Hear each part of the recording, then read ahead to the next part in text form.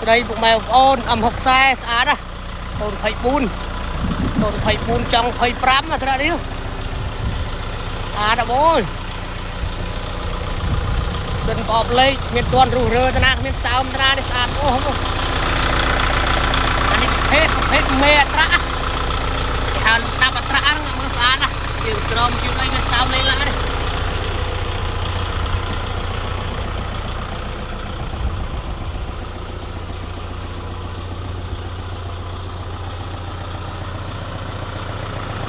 rồi cụt ấy miền sao này bông bông ơi sao đâu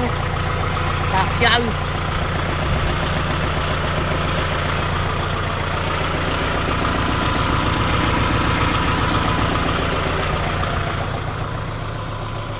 miền tận đây cái nọc po đã thế nè xa đó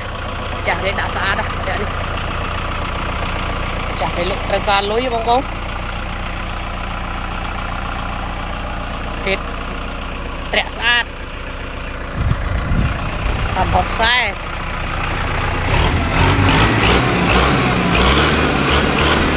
luôn đã đi tuần rủ rơ ra này nó chơi sát không